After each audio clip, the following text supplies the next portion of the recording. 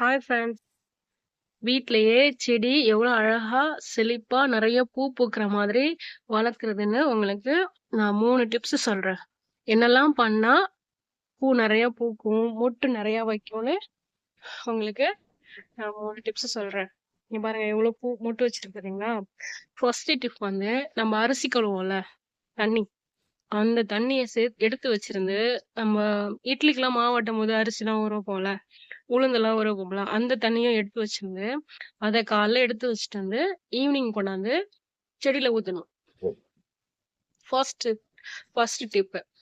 2வது வந்து, நான் வந்து ரோஸ் செடியிலேயே ரோஸ் செடி வாங்கும்போதே அவங்கள்ட்ட கேட்டு ஒரு உரம் ஒண்ணு வாங்குனேன். இந்த உரம் தான். ஆனா இது பேர் மறந்துட்டேன். உங்களுக்கு யாருக்குன்னா தெரிஞ்சா சொல்லுங்க. இந்த உரத்துல இதுல இன்னொரு உரமும் இருக்கு. அதையும் காமிக்கிறேன். இது வந்து 3 10 இந்த குழி பறிச்சிருக்கோம் இல்லையா? இப்படி ஓரத்துல பள்ளம் பறிச்சு, இந்த பள்ளத்துல இந்த பால்ஸ் 10 பால்ஸ் தான் போடணும். அது மாதிரி போடணும். இது வந்து 15 நாளைக்கு ஒருக்க இந்த இது போடணும். இன்னொன்னும் போடணும். பாருங்க. இதையும் அதே மாதிரிதான் கொஞ்சம் கொஞ்சமா எல்லா செடிக்கும் போடணும்.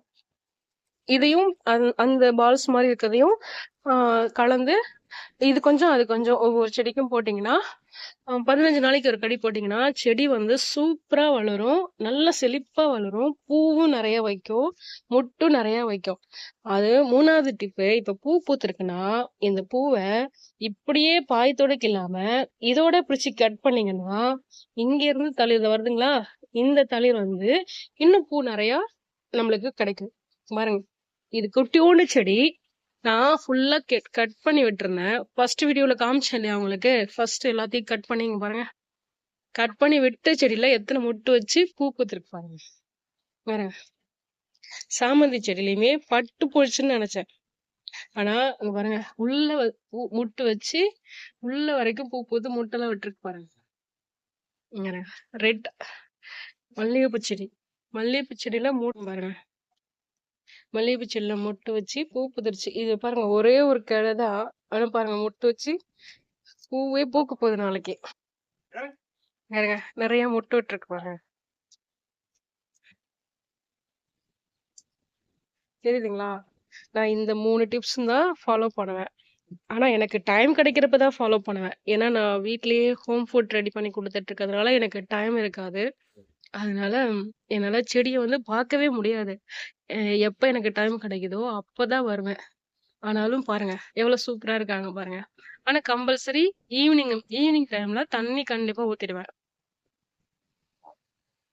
அரிசி கழுவுற தண்ணி எல்லாம் சேமிச்சு வச்சு ஊத்திடுவோம். அதே மாதிரி முட்டைத்தோல், காய்கறி, இது என்ன கீரைன்னே தெரியல, யாருக்காச்சும் தெரிஞ்சா சொல்லுங்க.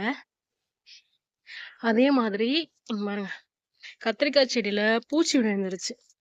ஆனாலும் கத்திரிக்காய் குட்டியா அழகா வந்திருக்காங்க. வந்திருக்காங்களா? இருங்க, மேல உள்ள பூவெல்லாம் ஒரு மாதிரி ஆயிடுச்சு. ஆனா பூச்சி விழுந்துருச்சு. இது இந்த தக்காளி செடினால அது மாதிரி ஆயிடுச்சா, நான் வேற எதனால தெரியல. பாருங்க, தக்காளி செடியெல்லாம் பூ வந்துருச்சு.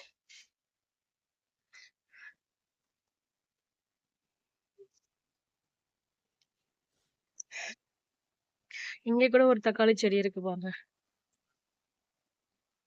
அதுல கூட பூ பாருங்க.